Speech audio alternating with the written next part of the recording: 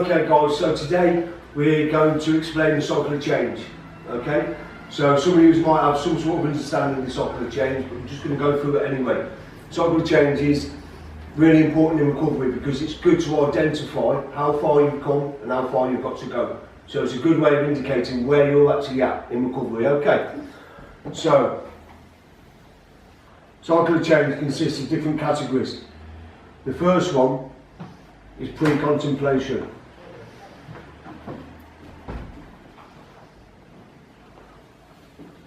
Pre-contemplation is where you're not even thinking about change, you're not even contemplating it, so you just carry on using as if you've got 9 lives, as if you don't even understand that it's problematic what you're doing. Where you put action in, that's where you actually, you either go into detox, or you go into rehab, or you get something done where you need to do something. Next one is recovery. Once you put action in, and you're no longer physically dependent on anything, you're in recovery. Maintenance, very important part of the cycle of change. Without maintaining your recovery, you're not going to stay in it for long. We all get that, don't we? With maintenance, after maintenance, you could have what I hope will never happen, relapse. I've kept this bit clear because we're going to call that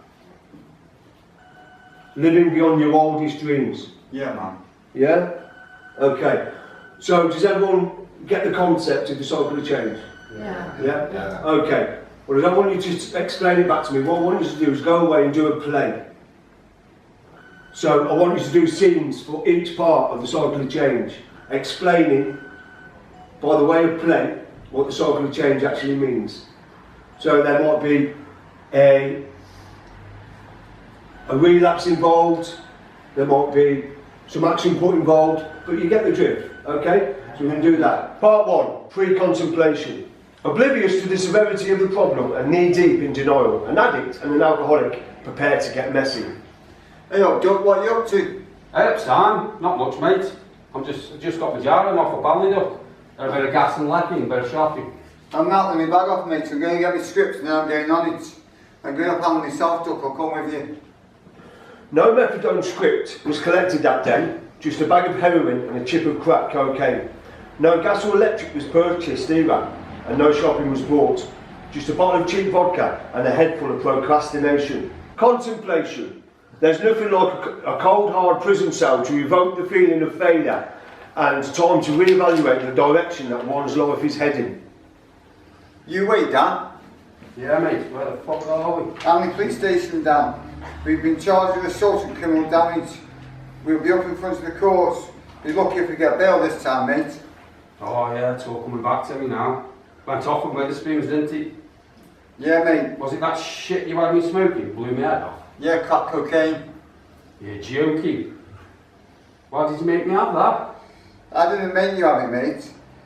It's your choice. Can't believe you've turned me into a crackhead. Some way you turned out me. Don't talk wet, mate.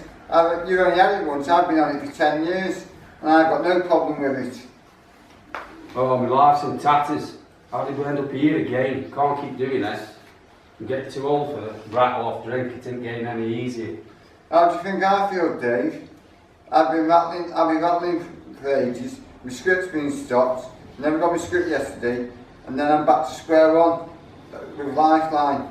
Got to wait for another appointment to get more methadone. I'm going to try and get a crisis loan. I've told you all I lost my money. Got no gas or electric and no food to last me a week, and bang, we're in trouble. Decision. It doesn't matter what makes you decide as long as you decide. Please be seated. Okay, Miss Murray, can you shine some light on this case, please, and explain why your clients were arrested and charged with assault and criminal damage, and while you're at it, invite you to convince me not to hand out a custodial sentence to both defendants today, because to be honest, I'm sick of the sight of them.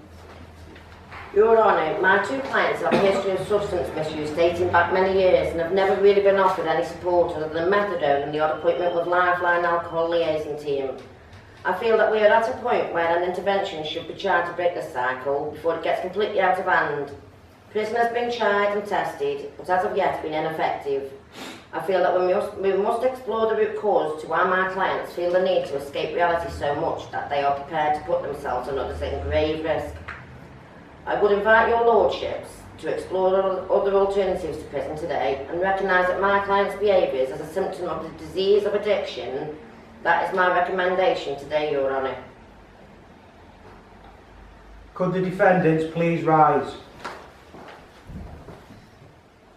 You're no stranger to this court, nor are you a stranger to prison. I've listened to what your solicitor has said, and I'm in agreement with the fact that we need to break this cycle somehow. The options are simple. I'll either give you a lengthy sentence so society can get a well-earned break from you, or we can look at a type of deferred sentence in the form of an intervention. So you both get this one last chance to rid yourselves of addiction and try to change the error of your ways. So gentlemen, the choice is yours. This is your call. Is it jail or detox? I've had enough, Dan. I'm getting for this, mate. Can't be doing with jail again. I'll get my head kicked in if I go back there. I get in debt last time. Yeah, mate. If I go back to jail, I'll lose my flat and my dog. My dog will get put down, so yeah, I'm going to give it the batch, man. What about you? Yeah, I'm going to give it the batch as well. 4 days later, decision turns into action, and Dan and Simon find themselves in the Edward Mines unit, feeling the full effects of drug and alcohol withdrawal. Okay, Dan, your list feeling won't last forever. You'll have your medication in an hour or so. I know it hurts a lot, lovely, but you must try and stay positive. Oh, I can't do this, nurse. Want a drink, man? I'm dying. I know I am. You're not dying, you just need to man up and grow a set, Daniel. It'll be over within a few days, I promise. How are you, Dave? How do you think I am, you silly cow? I've shot myself twice, and I've just knocked out 15 sneezes on the bounce. You'll have your Subutex soon, stop your whining. Detox was extremely difficult, but they managed it well. Now comes the hardest part of the cycle of change: maintenance. Morning guys, and welcome to Stoke Recovery Service, Monday check-in group. I'm Phil. So before we start, because we've got a few newcomers here, so we'll speak to them in a minute, but before we start, can we just go through the confidentiality statement, please? Could you explain that to us? Could you just explain to us why confidentiality within a group setting is important? Yeah, it helps, it protects the people in here.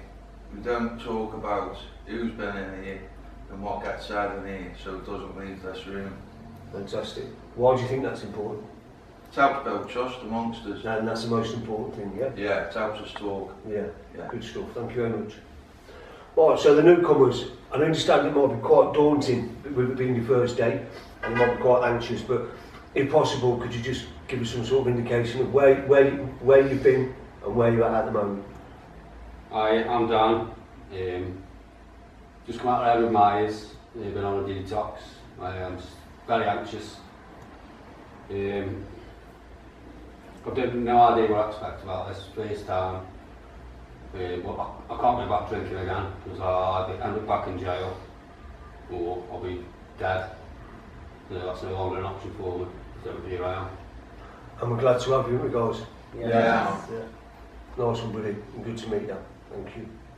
My name's Sam, I'm an addict. I'm 46. I've just come off heroin. I've been using heroin for 13 years. And I've been using it to mask my faults and my problems.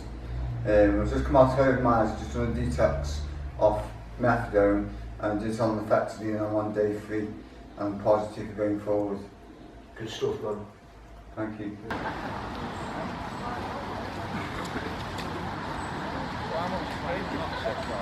Six slices, yeah. It's gone right up, you know. Big slices. Want to recovery walk? Oh, yeah. Recovery, yeah. I'm on the piss, I'm going for the fucking pint coming. No, I'm not going on. I'm in recovery with. I use this organisation, Stoke Recovery. Come with us. On, I'm rattling for the pint, lad. Come with us, I'll buy you a pint of a gyro. I'm rattled for 3 months, mate. Come on. I'm doing dead well. Why not? Come with us. You can have one. No, come on. Nah, fuck that, I'm going for a pint. I'll see you then, mate. See you later, son. Well done, man. Dave was not seen again for about 3 months. He went out that evening and after 2 pints of lager and 2 vodka Red Bulls, he went on to score crack and heroin. He was arrested for jumping over the counter of his local corner shop and snatching money from the till in a desperate attempt to get money for more crack and heroin. He was remanded in custody to await sentencing. However, change had happened to Dave, Simon, and the cycle of change had gone full circle from relapse back to maintenance. He knuckled down whilst in prison and remained abstinent. He spent the time on remand wisely and put himself into a drug-free wing where he did a lot of courses and support groups. His day in court was here and Dave was preparing to face the music, whatever the outcome. Please rise. Please be seated. Miss Murray, can you bring me up to speed with this case, please? And try to convince me why I shouldn't give your client a lengthy custodial sentence today. Your Honour, I would like you to hear from my client's drug and alcohol worker today. Although my client is in custody, he has been actively involving himself with Stoke Recovery Services, Recovery Coordinator and Prison Outreach Worker Daniel Adams. Mr Adams has been to see my client weekly to support him throughout his time on remand. Mr Adams, please approach the bench. Your Honour, I confirm that I have been working closely with defendants whilst he has been in custody. He has changed dramatically since the time of his offence. He has spent his incarceration time wisely by getting a better understanding of his addiction and the impact it has had on his own life. But the lives of his loved ones, his victims and society as a whole. He has, for the first time in his life, took responsibility for his actions and for his recovery. I appreciate that the defendant has numerous chances and failed to deliver, but I truly believe this is his time to embrace recovery and become a productive member of the community. If I were to offer my client a community-based sentence today, I believe that it would make it count. But what makes you so sure that such a change is possible? Because, Your Honour, you gave me the same chance last year, and because of that chance, I'm not the same man that stood in front of you then. I have changed. My client had the same chance on the same day, but was not his time. If he truly believes that this is his time, shouldn't we at least let him try? Lee, do you want to do the copper? I've got to say. It's on the script. I think it'd be more like eating the copper and keeping it in the room. Yeah. Can't be related. Yeah, okay then, yeah. Well, we're a bit better. So there's a script.